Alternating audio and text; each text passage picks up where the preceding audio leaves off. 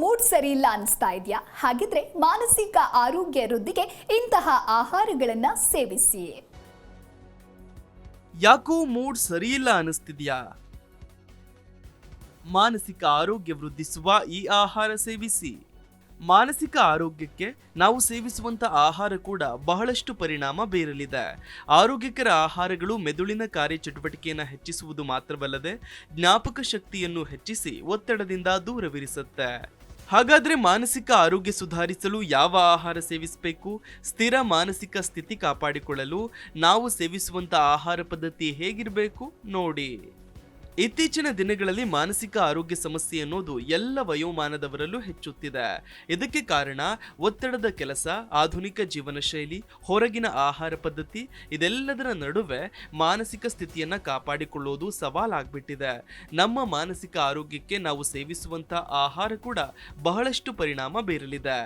ಹೀಗಾಗಿ ಮಾನಸಿಕ ಆರೋಗ್ಯಕ್ಕಾಗಿ ಯಾವ ಬಗೆಯ ಆಹಾರಗಳನ್ನು ಸೇವಿಸುವುದು ಸೂಕ್ತ ಅಂತ ನೋಡೋದಾದ್ರೆ ಅದರಲ್ಲಿ ಮೊದಲಿಗೆ ಕಾಣಿಸೋದು ಅರಿಶಿಣ.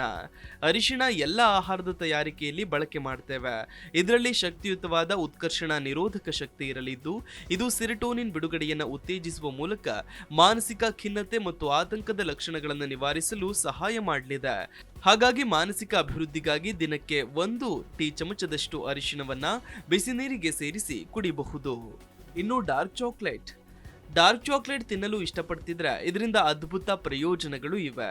ಇದು ಮನಸ್ಥಿತಿಯನ್ನು ಸುಧಾರಿಸಲು, ಮೆದುಳಿನ ಆರೋಗ್ಯವನ್ನು ವೃದ್ಧಿಸಲು, ಮೆದುಳಿನ ಕಾರ್ಯವನ್ನು ಹೆಚ್ಚಿಸಲು ಡಾರ್ಕ್ ಚಾಕ್ಲೇಟ್ ತಿನ್ನಲು ಆರೋಗ್ಯ ತಜ್ಞರು ಕೂಡ ಶಿಫಾರಸು ಮಾಡ್ತಾರೆ. ಇನ್ನು ಮೊಸರು, ಇದು ಕೂಡ ಮಾನಸಿಕ ಆರೋಗ್ಯ ವೃದ್ಧಿಗೆ ಒಳಿತು. ಹಾಗಾಗಿ ನಿಮ್ಮ ಊಟದ ಜೊತೆಗೆ ಮೊಸರು ಸೇರಿಸಿಕೊಳ್ಳಬಹುದು. ಮೊಸರಿನಲ್ಲಿ ಪ್ರೋಬಯೋಟಿಕ್ ಅಂಶ ಇರಲಿದ್ದು ಇದು ಆರೋಗ್ಯಕರ ಕರುಳು ಮತ್ತು ಖಿನ್ನತೆಯ ರೋಗ ಲಕ್ಷಣಗಳನ್ನು ಕಡಿಮೆ ಮಾಡಲು ಸಹಕಾರಿ. ಹಾಗಾಗಿ ದಿನ ಊಟದ ಜೊತೆಗೆ ಬೇಕಾದಷ್ಟು ಪ್ರಮಾಣದ ಮೊಸರು ಸೇವನೆ ಮಾಡಿ. ಇನ್ನು ಬೆರ್ರಿ ಹಣ್ಣುಗಳು, ಸ್ಟ್ರಾಬೆರಿ ಹಾಗೆ ಬ್ಲಾಕ್ ಬೆರಿಗಳು ಉತ್ಕರ್ಷಣ ನಿರೋಧಕಗಳಿಂದ ಅಧಿಕವಾಗಿರ್ತವೆ. ಇವು ಮೆದುಳಿನಲ್ಲಿ ಆಕ್ಸಿಡೇಟಿವ್ ಒತ್ತಡ ಮತ್ತು ಉರಿಯೂತವನ್ನು ಎದುರಿಸುವ ಗುಣ ಹೊಂದಿದ್ದು ಈ ಆಹಾರಗಳು ಮೆದುಳಿನ ಕಾರ್ಯವನ್ನ ಉತ್ತೇಜಿಸುತ್ತದೆ. ಇನ್ನು ಹಸಿರು ಸೊಪ್ಪುಗಳಲ್ಲಿ ಕಬ್ಬಿಣಾಂಶ ಹೆಚ್ಚಾಗಿ ಇರಲಿದ್ದು ಇದರಲ್ಲಿ ಫೋಲೇಟ್ ಮತ್ತು ಪೋಷಕಾಂಶ ಅಧಿಕವಾಗಿ ಇರಲಿದೆ. ಸೊಪ್ಪುಗಳ ಸೇವನೆಯಿಂದ ಮನಸ್ಥಿತಿಯ ಅಸ್ವಸ್ಥತೆಗಳು ದೂರವಾಗಲಿವೆ. ಮಾನಸಿಕ ಯೋಗಕ್ಷೇಮವನ್ನು ಹೆಚ್ಚಿಸಲು ಹಸಿರು ಸೊಪ್ಪುಗಳ ಸೇವನೆ ಉತ್ತಮ.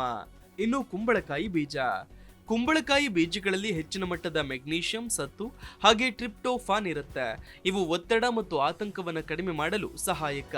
ಇದರಲ್ಲಿರುವ ಮೆಗ್ನೀಷಿಯಂ ಪ್ರಮಾಣವು ಮೆದುಳಿನ ಕಾರ್ಯಕ್ಷಮತೆಗೆ ಹೆಚ್ಚು ಪರಿಣಾಮಕಾರಿಯಾಗಲಿದೆ. ಇನ್ನು ಬಾಳೆಹಣ್ಣಿನಲ್ಲಿ ವಿಟಮಿನ್ B6 ಹೆಚ್ಚಾಗಿ ಇರಲಿದ್ದು ಇದು ಸೆರೋಟೋನಿನ್ ಹೆಚ್ಚಿಸಲು ಸಹಾಯಕ. ಅಲ್ಲದೆ ಇದರಲ್ಲಿ ನೈಸರ್ಗಿಕ ಸಕ್ಕರೆ ಮಟ್ಟ, ಫೈಬರ್ ಹೆಚ್ಚಿರಲಿದ್ದು ಆರೋಗ್ಯಕ್ಕೂ ಉತ್ತಮ. ಇನ್ನು ಅಗಸೆ ಬೀಜಗಳು, ಒಮೆಗಾ 3 ಕೊಬ್ಬಿನಾಮ್ಲಗಳು ಮೆದುಳಿನ ಕಾರ್ಯಚಟುವಟಿಕೆಗೆ ಅಗಸೆ ಬೀಜಗಳು ಮೂಲಗಳಾಗಿವೆ. ಇದು ಖಿನ್ನತೆ ಮತ್ತು ಆತಂಕದ ಲಕ್ಷಣಗಳನ್ನು ನಿವಾರಿಸಲು ಮೆಮೊರಿ, ಏಕಾಗ್ರತೆ ಮತ್ತು ಸಾಮಾನ್ಯ ಅರಿವಿನ ಕಾರ್ಯವನ್ನ ವೃದ್ಧಿಸುತ್ತೆ. ಅಲ್ಲದೆ ನಿಮ್ಮ ಮಾನಸಿಕ ಅಭಿವೃದ್ಧಿಗಾಗಿ ಮೆದುಳು ಕ್ರಿಯಾಶೀಲವಾಗಿರಲು ಪ್ರತಿದಿನ ಡ್ರೈ ಫ್ರೂಟ್ಸ್ಗಳನ್ನ ಅಂದ್ರೆ ವಾಲ್ನಟ್ಸ್, ಬಾದಾಮಿ, ಕಡಲೆಕಾಯಿ, ಇನ್ನು ಉಳಿದಂತೆ ಸೂರ್ಯಕಾಂತಿ ಬೀಜಗಳು, ಕುಂಬಳಕಾಯಿ ಬೀಜಗಳು, ಚಿಯಾ ಬೀಜಗಳಂಥ ಬೀಜಗಳನ್ನ, ಒಣಹಣ್ಣುಗಳನ್ನ ಸೇವಿಸೋದು ಮಾನಸಿಕ ಆರೋಗ್ಯಕ್ಕೆ ಉತ್ತಮ. Desk bureau, G Kannada news. G Kannada news ಈಗ ನಿಮ್ಮ ಮನೆಯಲ್ಲೇ ನೋಡಿ. ಎಲ್ಲ ಕೇಬಲ್ಗಳಲ್ಲಿ ಈಗ ಲಭ್ಯ.